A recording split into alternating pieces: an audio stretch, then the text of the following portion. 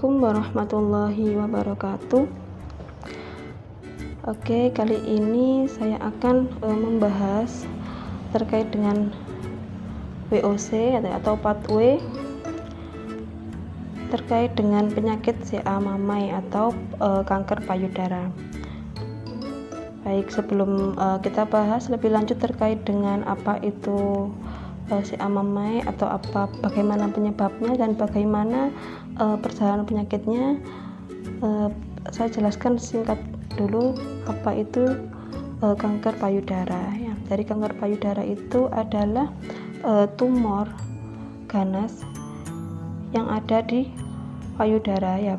Ada yang tumbuh di kelenjar payudaranya, ada yang tumbuh di saluran asinya itu, kemudian atau di jaringan ikat dari payudara itu sendiri.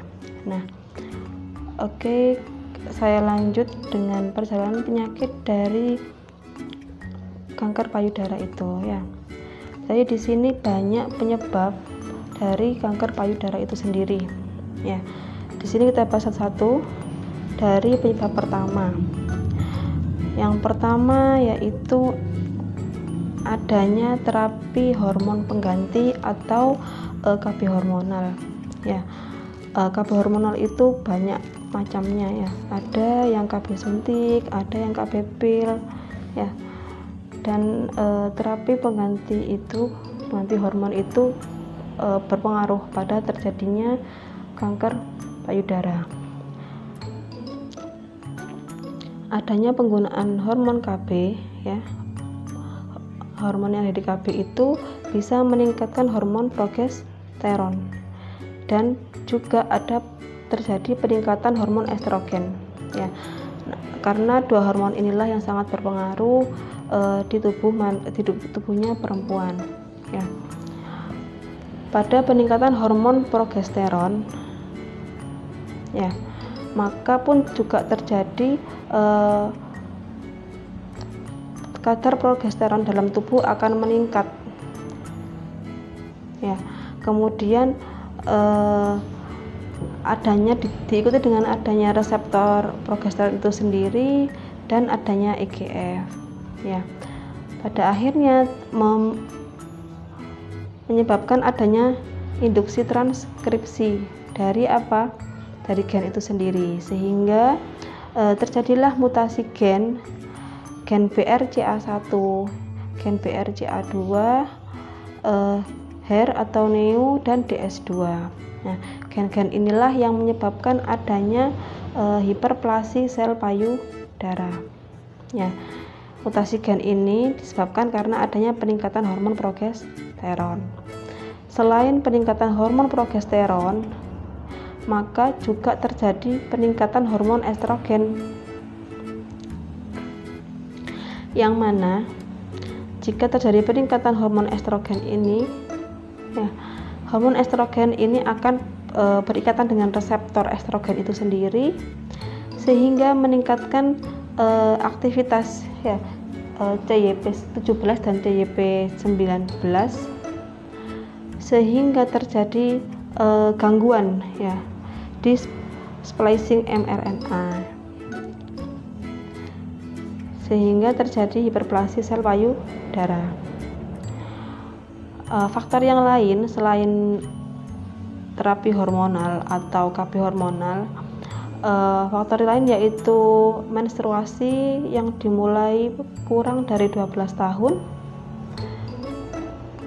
kemudian atau perempuan yang belum memiliki anak ya, kemudian perempuan yang tidak menyusui, kemudian perempuan yang melahirkan di atas usia 35 tahun, dan perempuan yang menopausnya terlambat. Sama, 5 faktor ini menyebabkan peningkatan hormon estrogen ya, yang pada akhirnya terjadi gangguan di splicing mRNA-nya tadi. Faktor yang lain dari CA mamai ini adalah adanya obesitas dan diet tinggi lemak ya. Apa dampaknya dari obesitas ini?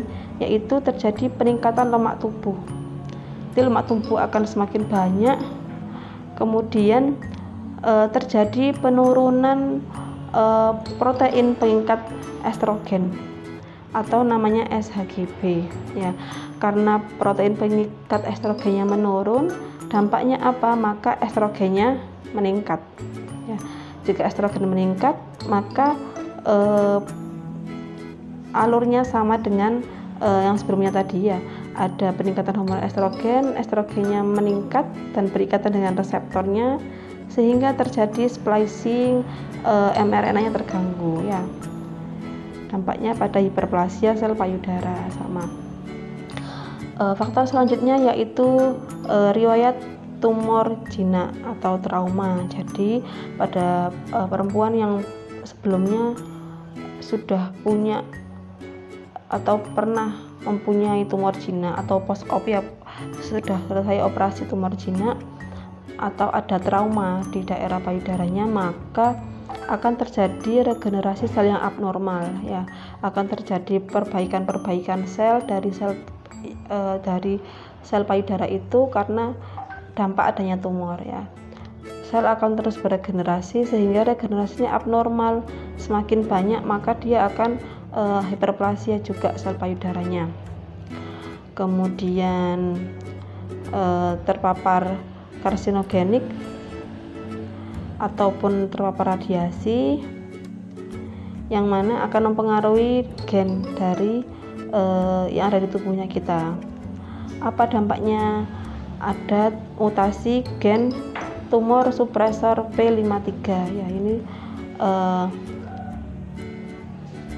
khusus pada si amamai ya, tumor supresor P53. Kemudian ada mutasi gen BRCA sama seperti yang sebelumnya. Kemudian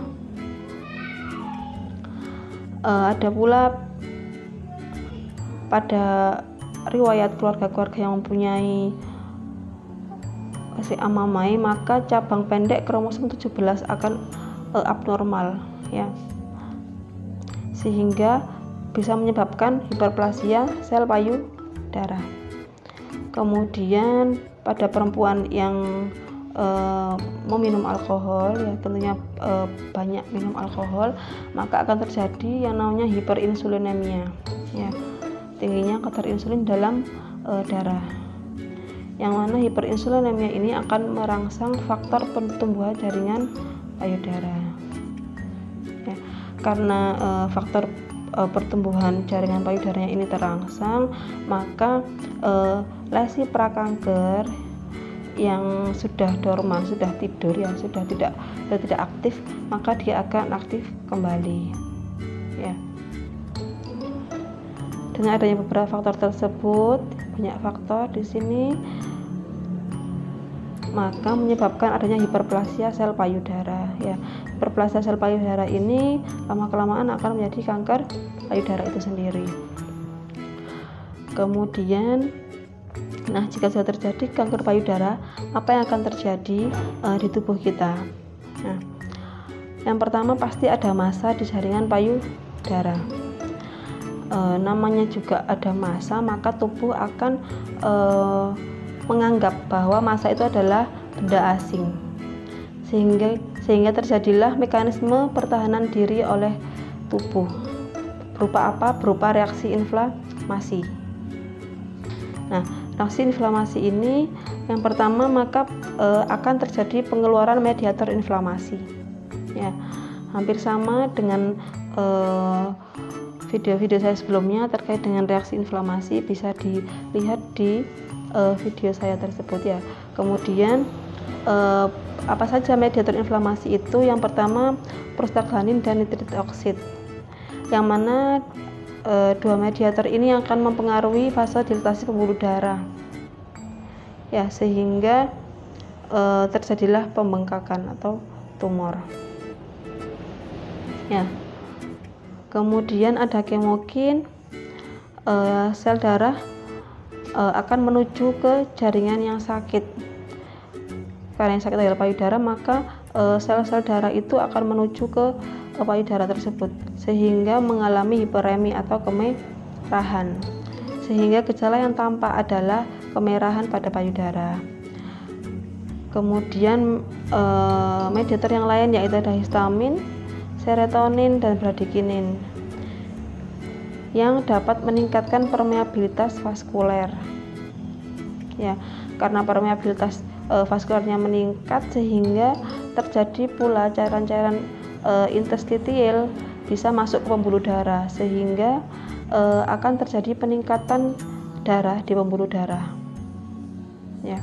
Kemudian seiring dengan peningkatan darah tersebut maka sirkulasi pun juga akan meningkat.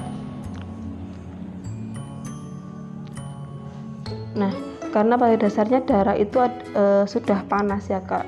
Karena terjadi peningkatan sirkulasi darah, semakin banyak darah di pembuluh darah, maka terjadi pula peningkatan suhu di area payudara. Sehingga tanda-tanda yang muncul adalah kalor atau peningkatan suhu di payudara tersebut. Kemudian adanya prostaglandin dan bradikinin itu akan merangsang saraf nyeri ya, sehingga ada nyeri di payudara atau dolor ya. Masalah perawatan yang muncul apa? Yaitu nyeri akut. Kemudian di samping ada pengeluaran mediator inflamasi, reaksi inflamasi tersebut akan mengeluarkan enzim lisosom, neutrofil, dan makrofag. Apa fungsinya? Yaitu untuk fagositosis sel kanker di payudara. Jadi akan memakan sel-sel abnormal yang ada di payudara. Apa dampaknya? Terjadilah kerusakan sel kanker itu sendiri dan sel yang normal. Jadi fagositosis ini pun tidak hanya memakan sel yang abnormal aja yang mengalami proliferasi, tapi juga memakan sel yang normal juga, sehingga dari kerusakan. Karena sel yang normal pun rusak, maka terjadi penurunan fungsi dari sel tersebut atau fungsiolesa ya. Jadi 5 tanda ini tadi adalah tanda inflamasi, tumor, rubor, kalor, dan dolor serta fungsiolesa. Ini adalah 5 tanda dari inflamasi itu sendiri. Kemudian karena ada massa di jaringan payudara, maka bentuk payudara pun akan berubah. Maka masalah keperawatan yang muncul adalah gangguan citra tubuh. Oke. Kemudian selain kanker payudara ini terjadi massa di payudara itu sendiri di jaringannya, maka si MMA ini juga bisa terjadi massa di duktus atau di saluran ASI ya.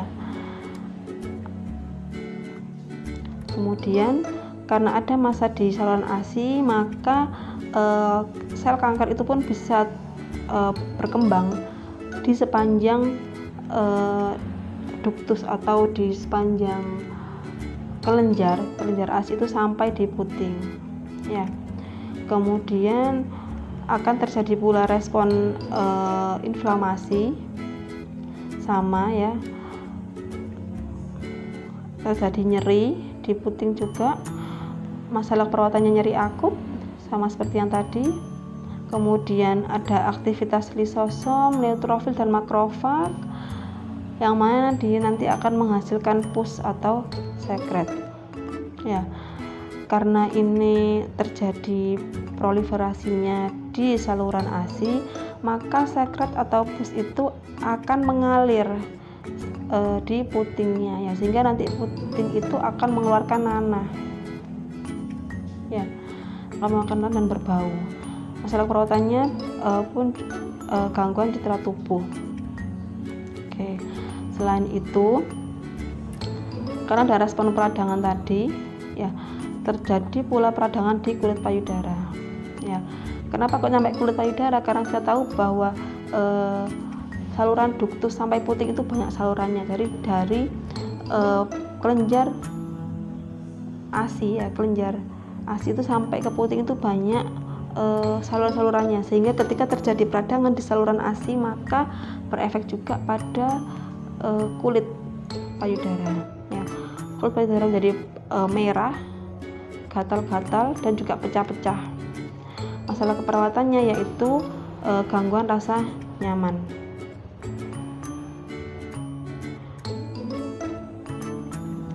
Selanjutnya karena sel kanker lama-kelamaan pun akan membesar, ya. Karena sel kanker membesar, ya, maka sel kanker itu atau kanker itu pun bisa tumbuh sampai di superficial payudara, di permukaan payudara itu pun bisa tumbuh kanker, ya.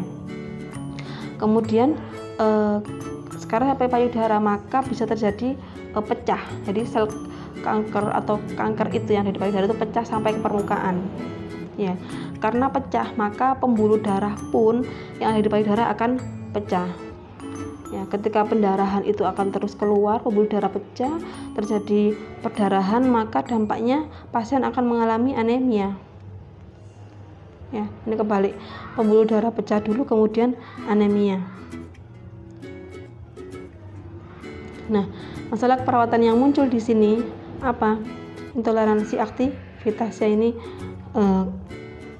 perlu diperbaiki. Jadi di sini masalah perawatan yang muncul di sini setelah anemia adalah intoleransi aktivitas, karena pasien mengalami anemia.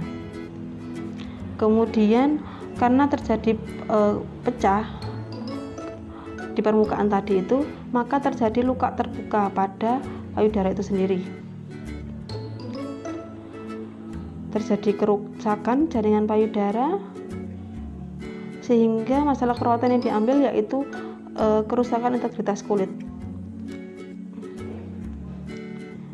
Kemudian karena ada luka terbuka, maka ada jalan masuknya kuman di situ, ya, sehingga nanti muncul masalah perawatan resiko infeksi, ya. Infeksi dari dalam lukanya sendiri karena ada sel kanker, dan juga resiko infeksi karena bisa masuk kumannya dari luka yang terbuka tadi itu. Karena ada luka terbuka pada payudara, maka juga terjadi perubahan bentuk payudara. Masalah perawatannya adalah gangguan citra tubuh. Nah, kanker yang membesar tadi itu, ya, selain menyebabkan tumbuh membesar sampai ke superficial, juga mempengaruhi obstruksi atau menghambat dari sirkulasi limfatik itu sendiri. Apa dampaknya? Maka tanda gejala yang muncul pada pasien yaitu puting tertarik ke dalam, dan juga kulit payudara akan mengerut seperti kulit jeruk, ya, ini. Kemudian bagaimana jika sel kanker itu metastase, ya. Sel kanker itu bisa metastase, bisa melalui gendang getah bening, atau bisa ke dinding dada itu sendiri, ya. Kita tahu bahwa payudara itu dekat dengan dinding dada, maka dia bisa metastase ke dinding dada tersebut. Nah, ketika sel CA, sel kanker itu metastase ke kelenjar getah bening, maka kanker itu bisa tumbuh di aksila, ya. Ketika sudah tumbuh di aksila, maka bisa juga tumbuh di tulang ekstremitas atas, ya. Jika kanker sudah tumbuh di tulang ekstremitas atas, maka terjadi gangguan jaringan, ya, gangguan jaringan tulang di ekstremitas atas tersebut. Masalah perawatan yang bisa muncul yaitu nyeri akut, bisa juga terjadi nanti defisit perawatan diri, ya, karena memang kehilangan fungsi di ekstremitas atas tersebut. Kemudian selain tumbuh di aksila, metastase melalui kelenjar getah bening bisa muncul di supraklavikula. Dari supraklavikula, maka sel kanker itu bisa tumbuh di otak, ya. Bisa muncul massa di otak, metastase di otak. Nanti masalah perawatan yang muncul sesuai dengan SDKI yaitu penurunan kapasitas adaptif intrakranial, ya. Pasti nanti akan banyak muncul gejala ketika ada massa di otak. Di sini saya singkat saja masalah perawatan yang bisa muncul yaitu penurunan kapasitas adaptif intrakranial. Kemudian Jika kanker itu metastase ke dinding dada, maka muncul massa di paru. Ya, adanya massa di supraklavikula tadi pun bisa terjadi massa di paru. Kemudian dampaknya apa? Karena ada massa di paru, maka ekspansi dari paru tidak maksimal. Paru tidak bisa mengembang secara maksimal ketika kita sedang bernafas. Gejalanya yang muncul ada sesak nafas, pasien akan mengeluhkan sesak nafas, dan masalah perawatan yang diambil yaitu pola nafas tidak efektif. Nah, adanya massa di paru, ya, itu pun juga dapat mengganggu ya pertukaran gas antara membran kapiler dan alveoli di paru-paru.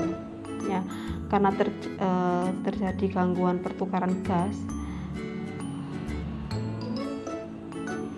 maka O2 dan CO2 tidak bisa ditukar ya, dan pada akhirnya terjadi masalah perawatan gangguan pertukaran gas. Jadi ini semua adalah masalah perawatan yang bisa muncul pada pasien dengan kanker payudara ya.